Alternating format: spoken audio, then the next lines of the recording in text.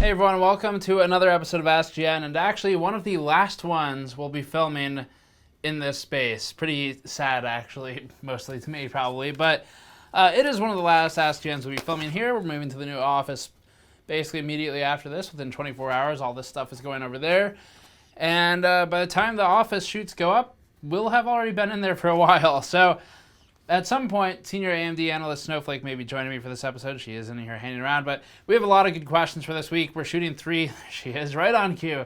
Shooting three of them, and one will be for Patreon backers on patreon.com. Sorry for the mic rub there. Patreon.com/GamersNexus for that. You can stay here on the channel or subscribe to catch the second episode if this one doesn't go up first. And just to answer the immediate question, Snowflake's still going to be in videos. We answered that last time, but just do it again.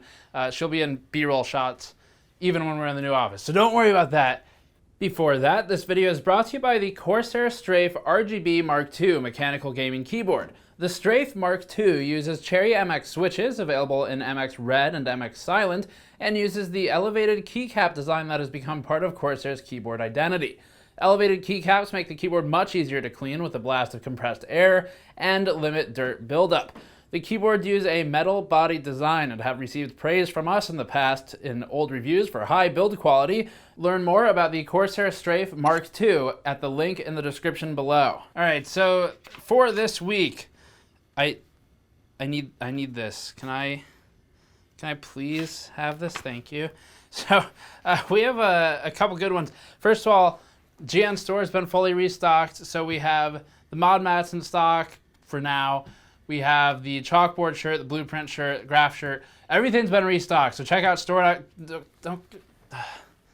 We took off a bunch of stuff from that shelf, so she can fit there now. Go to store.gamersnexus.net to pick that stuff up if you're interested in it. First question is from Raivo K, who says, will GN test Be Quiet, Dark Rock Pro 4 or other air coolers in the near future? Yes. There are a lot of questions about this. So some of you may remember I wanted to do an air cooler roundup last year, but I'm not doing it because it would have required tearing down a few benches that I needed, and we're going to have the space now. So actually, I just got done arranging and organizing and inventorying with the rest of the team all of the coolers. That includes the air coolers, and those will be soon featured in a massive air cooler roundup at some point. We might do individual tests up until then, though. So yeah. We have a lot of testing that I've wanted to get to for a long time that we can finally get to, because I'll have more space to actually work with that's not just filled with stuff. Next question is from Yousef Mansy, who said, or I guess I copy-pasted your name twice, sorry, Yousef Mansy. He said, if you do not have built-in Vcore read points on your motherboard, what is the best way to go about measuring it with a standard multimeter? Also, kind of secondarily, why is the software temperature values more trusted or accurate in comparison to the software Vcore values? Different things. So to answer your immediate question, if you don't have built-in probe points, you can find other ones. They still exist, it's just they're not designated as probe points. So an example would be, I don't have any motherboards left here, really, except stuff that's in use. So I have a dead one, hang on. So a great example, this board's dead. It's not because I pasted the socket, it was already dead. It's kind of riskier, but you can take this of course comes over with an AMD motherboard queue. You can take a motherboard and locate the Vcore capacitors that correspond to the Vcore VRM on the back of the socket. Like I said, it's a bit riskier because if you don't have steady hands and you bridge the components, then you can create a big arc, and that's not good, typically. So we've done this in the past, but what you would do is you get the motherboard off, you take all of the VRM heat sinks off of it, and you can just start probing the Vcore VRM for resistance and find where the different capacitors are going on the other side. So you can figure out, if you know which part of the VRM here is for Vcore, as opposed to like SoC or IO or SA or whatever you may be working with, find which part is Vcore, probe one of the legs for a choke or something, or MOSFET, whatever, and then probe a bunch of capacitors on the backside until you find something that is connected. And you can just do a resistance check. So that'll tell you which ones are connected. Do that while it's off. And once you know which ones are connected, you can turn it on and probe the same capacitor versus front and back side of it. So there's two ways you can do this. The riskier way is, and the more accurate way technically, is to probe the capacitors. Gonna push the mug off the table. Throwing a bit of a tantrum there. You probe the ground versus the other side.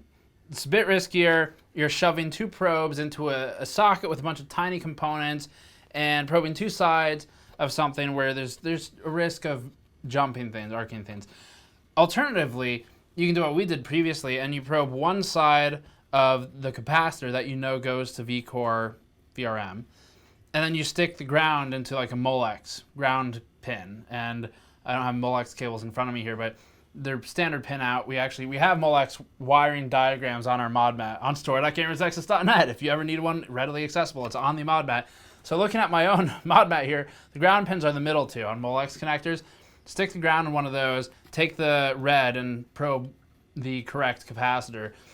You'll have a bit of inaccuracy. So this depends on the length of the cable, depends on a couple of other things, but for a standard length cable, typically Snowflake.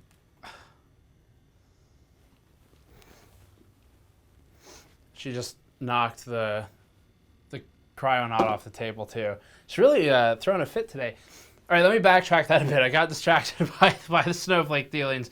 So typically the inaccuracy, just to make sure I got it correct here, it's not a ton. It's like 20 to 50 millivolts, something like that on average.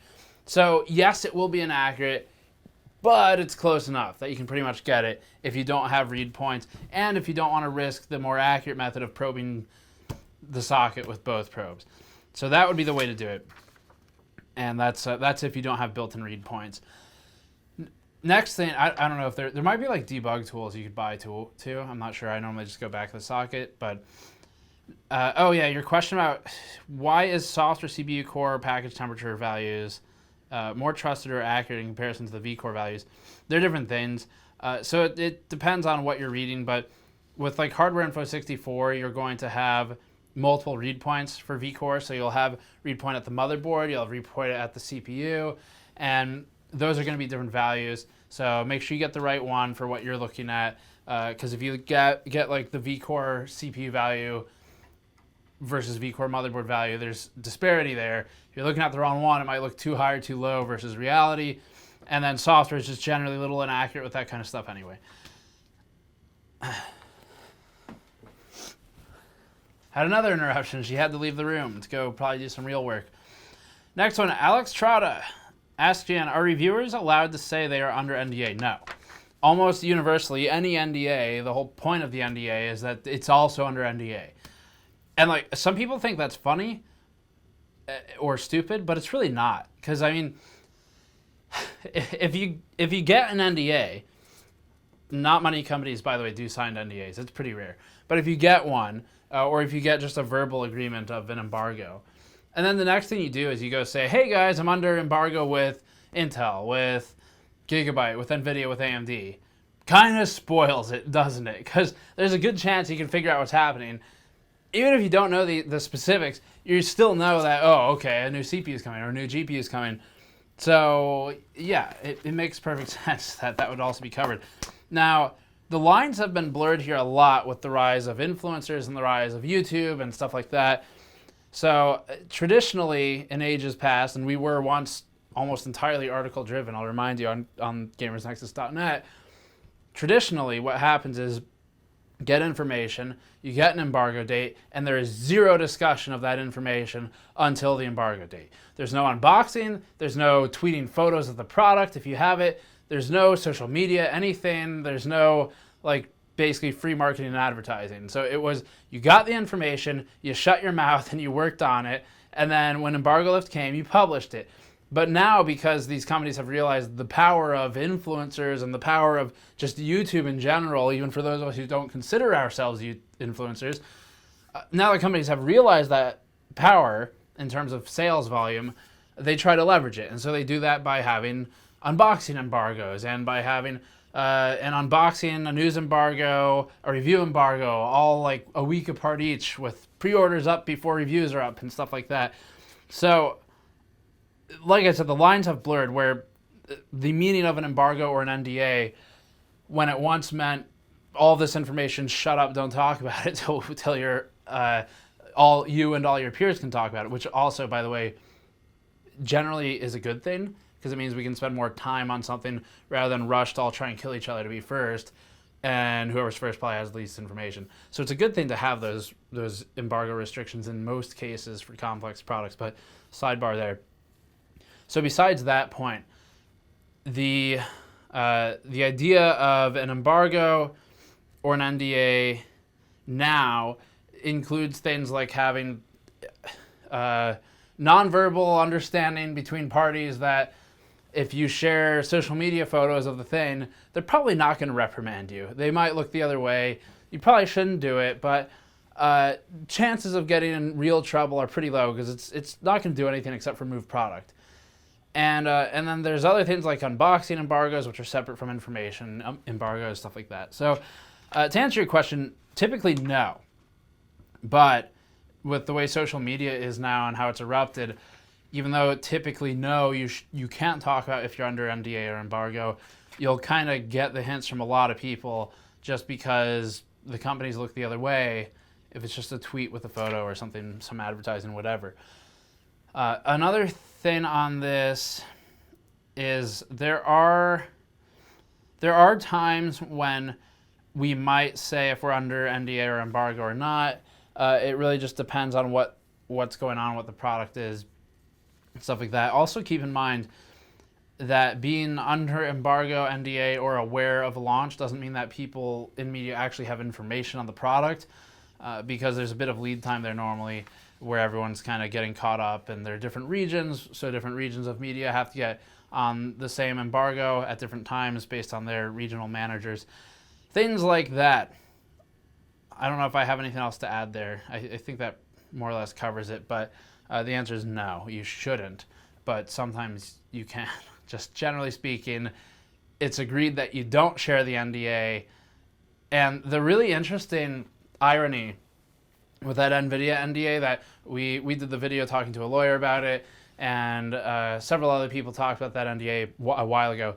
The interesting irony with that one is that the document itself was leaked, and the document permits discussion of what was confidential information under the guideline that it has been posted publicly by someone. So the document was posted, and therefore the document allowed the discussion of the document, the NDA, because it was posted publicly. So kind of just a fun irony there.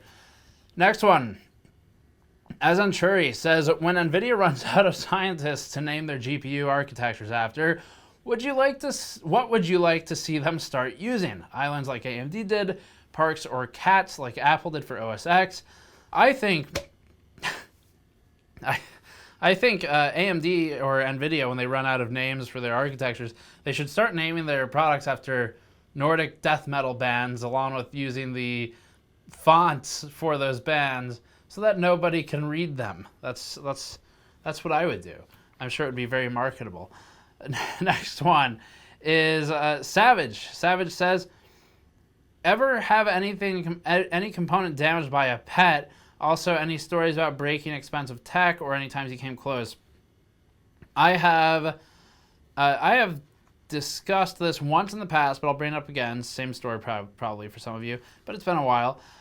There was a time when, actually with one of these socket motherboards, an AM3 Plus board, I think, some of you may be familiar that PGA boards like this, the AMD boards, especially with the FX, when you remove the cooler, a lot of the time it'll rip the CPU out of the socket with it if the thermal paste is it's acting a bit like a glue. There's some surface tension there, there's some suction when you remove the cooler because of the way the socket is not quite as secure as a full retention socket like LGA, which AMD also uses these days. So if you're familiar with that, yes, you can wiggle it back and forth and it'll eventually break the seal and you can pull it off generally fine. Not always the case though, depending on what thermal paste you're using. So there was a time when I had like a 93, I don't even remember with CPU names, to be honest with you. I want to say they were 9370 and 9590 or something like that. The highest end AMD FX CPUs. I still have the box over there, and those were socketed in a board, one of them. And when I removed the cooler, it ripped the CPU out of the socket, which is always something you really don't want to deal with or see. But when I looked closer, I saw that one of the pins had been ripped out of the CPU and stayed in the socket. And so, fortunately, I was able to resocket the CPU, left the pin in there, resocket it, turn it on, and it all still worked. Now, we never tested with that platform, so I mean, which is a good thing, because I don't know if anything would have been influenced by that. But it worked fine, and I didn't lose any memory channels. I didn't lose any performance. So that was a close call. I mean, it did break the processor, yes. A few things, not every pin is used, but also because I left it in the socket and just remounted it, it was still making contact to the pad. So that was a fun one. Pets, no, not really. I mean, Snowflake nearly shattered this glass, or this mug. Camera's next, this mug. Nearly shattered that a minute ago. She pushed this thing off the table a few minutes ago, but no actual damage.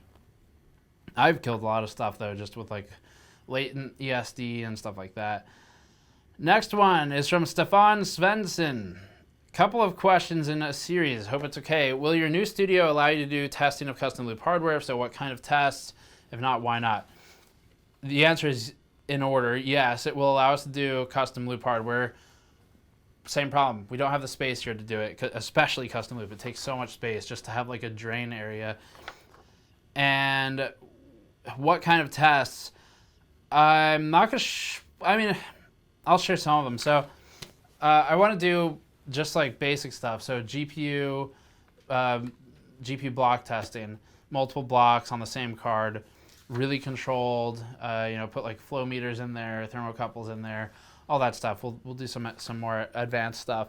It's just don't have any space right now. Time is a problem too, and moving to the new studio isn't going to solve that. Like I might get a couple extra hours per week because the time reduction in requirements to do other things like tear down benches, but that's still going to be a problem. So it's not going to be an immediate test.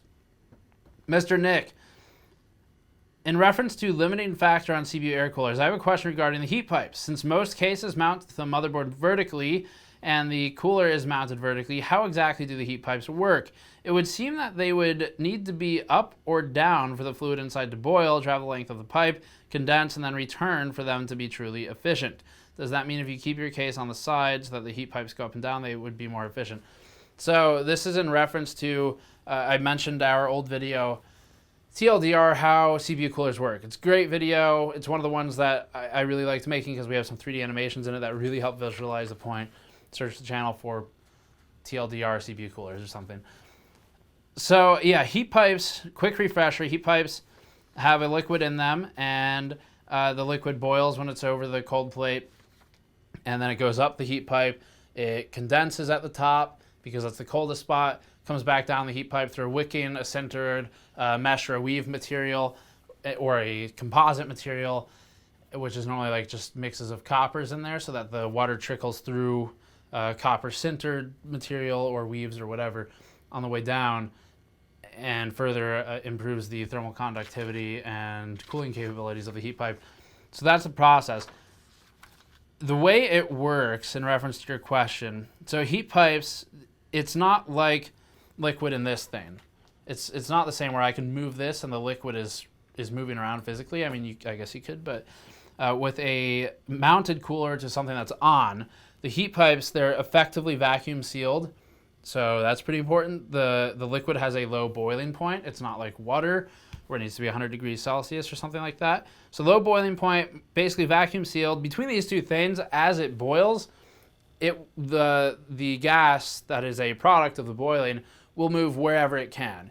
And it's not going to be where there's liquid. So it ends up getting pushed to the end of the pipe where it can condense and drip back down, or be carried down. I shouldn't say drip. I think drip is what causes this question, because if you say drip, you think, well, how can liquid drip that way? Like, how does that make sense where, damn it, How does that make sense where liquid can drip like that? So I shouldn't be using the word drip. I apologize, that's confusing. The word I should be using is capillary action. That's what's going on. So there, like I said, there's a sintered, a composite, a mesh, or a weave, or other type of copper material inside of these heat pipes. And through capillary action, you are getting the movement, the translation from one end to the other. So it's that simple. If you take a paper towel and you dip just the end of it in a cup of water, right? You pull it out, you can watch the water crawl up. It's capillary action stuff we learn about in elementary school, hopefully. So that's the basics of answering your question. Is there anything else I need to say?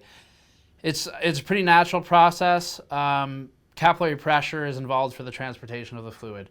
So that there were several questions about that, and they're very good, and I hope that answers it for you.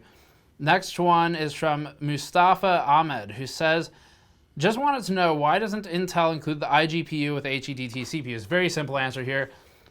You have a limited amount of die space, silicon space, under the IHS. The die is much smaller than the heat spreader itself and then the CPU package itself. And part of that die is apportioned to whatever, cores, to cache, and to the iGPU, if it has one. iGPUs now are starting to take significant die space, upwards in AMD stuff, APUs, the ones that are like good, upwards of 50+%. So you imagine taking that amount of die space, even let's say 30% of a die, all of that area could potentially be cores, could be cache, anything else inside of the registers, whatever. So you're taking that area and allocating it to a GPU, which I think in Intel and AMD's vision, if you look at Threadripper, both of them seem to think that for a workstation part that's supposed to be focused on being a CPU and nothing else, it doesn't make sense to suck up some of that die space and use it for something that will likely not really be used, maybe other than for troubleshooting or out of, just out of compactness, because you would have to use a slot for a GPU for video out if you didn't need one. So I think generally speaking, and I would agree with the companies on this, they see that the HEDT CPUs are meant to be pure CPUs that do CPU things, and that's it. And then if you want a video out, you can buy a video out or a GPU to do those things. So it's conservation of a very limited amount of die space to increase the amount of cores. Basically, think of if you had an HED like Threadripper. Imagine dedicating 50% of those dies, because they're multiple, to a GPU. Now you might have something like 16 cores instead of 32 or whatever for Threadripper 2. So that's the idea. Next one, MorkCallingOrson says, hey Steve, an air versus liquid question, but with a twist. My understanding is that air dissipates heat quicker, shaving off the bigger temperature spikes, and liquid maintains a more constant temperature, meaning less dramatic spikes in temperature of the whole system, but possibly a gradual buildup of heat if running at full load for an extended period. I run CAD renders, meaning long periods of full load. What is better, a more spiky yet rapidly cooling CPU using air, or a gradual buildup to a temperature that may result in a higher sustained temperature over a longer period? The bigger thing here is you're going to be looking at stuff like noise considerations, reliability, redundancies. How important is it that your system never has a failure, and if it does, do you have redundancies? And a lot of people don't like closed-loop liquid coolers for that reason, because there's zero redundancy if the pump fails. Same's kind of true for an air cooler with a fan, but you can have multiple fans, and I think typically people are more likely to notice if a fan failed, and also they last for like 17 years if you get a good one, so pretty unlikely anyway. Not that pump failures are all that common, but they do happen, and certainly when you start doing things like mixing a pump with fans, then you have multiple points of failure, plus fluid. You have to worry about things like permeation. That's the word I'm looking for, permeation of the tubes. So ignoring all that stuff and just directly to your question, you are correct in that, yes, liquid will soak temperature better if you have big spikes. So you're dealing with a large mass of liquid. If you have something like a 280 millimeter cooler or something like that, that's a lot of liquid. So if you have a sudden spike to 250 watts and then it drops down, the actual increase in temperature is going to be pretty small, and the liquid will soak it. and that is one of the advantages. Now, whether or not that comes into play for you, I think that's relatively uncommon. I think the bigger concern, again, is going to be things like noise and redundancy. So if you really want a noise focus, then liquid cooling is pretty unbeatable. But if you don't care about that because it's tucked away and you can't hear it, then redundancy, reliability might be more important. But yes, you're correct. Liquid will soak better. Technically speaking, the air coolers might be able to dissipate heat quicker. But the rest of it, I would really make your decision based on other factors than those, I guess is what I'm saying. And as for what's best, I'll give you a couple options here, and then hopefully you just pick for yourself. But if you are focused on noise reduction, a liquid cooler is a great choice because you can run the fans slower and they'll be quieter, and the liquid does most of the work for you. If you are focused on reliability and redundancy and uptime, and you can never have downtime because it makes you money, that system and it going down costs you money, then maybe air might be a good consideration. Liquid's very reliable these days. I don't want to give anyone the wrong impression, but in extremely critical systems, air cooling is going to have fewer points of failure. But if you set up your alarms right and your BIOS shutdowns right and stuff like that, you're not going to have any component damage. If you hit TJ Max, it'll shut down or throttle. It's just you might have downtime on the system. But again, not super common. The replacement rate of liquid coolers is going to match or extend past the usable life of your system. So most likely you're replacing a liquid cooler in something like 5 years. If you don't keep your systems that long, that's kind of an irrelevant consideration, the lifetime of the cooler. But it is a consideration nonetheless, and not all of them last that long. Hopefully it gives you some ideas. Next one. I think this is the last one for this episode. Krupt says, ModMat is fantastic, just bought 2. The real question is, can it play Crysis? First of all, thank you very much for buying 2. That's awesome. There are not many people who have bought multiple, and we sincerely appreciate everyone who does. We've got a decent amount more. Well, they're going to be out of stock pretty soon again. I'm trying to keep them in stock. It's difficult. We're getting a production run going last week, but it'll be like another month before those are in. We'll allow you to back order them, but if you order soon, you'll actually get it shipped like immediately. The real question though, can it play Crysis? Actually, as we noted previously, we specially binned our mod mats, so only the select reviewers that we liked the most got a mod mat that was overclockable enough to play Crysis, a game from 2008 or something like that. All right, so that's it for this one. Subscribe or check back for the other episode that's going up. Patreon.com/GamersNexus to get the bonus episode. Still moving. A couple people last episode were like, your set doesn't look, the new office doesn't look better, or the lighting looks bad, or the audio, whatever. We haven't actually like moved this stuff yet, so it's still the old location. But we will be soon. It's one of the last. This is the last set of AskGNs we'll be filming here, I believe, unless I do some here just for nostalgia's sake or something. And one more question to answer. That wood wall back there behind the shelf, that is probably going to stay in the house. This table, wobbly one's probably going to stay. And again, cats notwithstanding, because it will allow me to do B-roll with them in the shots. The other thing is that it will allow me to do some videos from home, maybe like a live stream when no one's at the office and I just want to like hang out with you guys and build a computer here or something like that. So anyway, subscribe for more. Patreon.com/GamersNexus to get the bonus episodes. Store.gamersnexus.net to pick up the mod mat, our shirts, or anything else. The beer glasses will be restocked very soon. Thank you for watching. I'll see you all next time.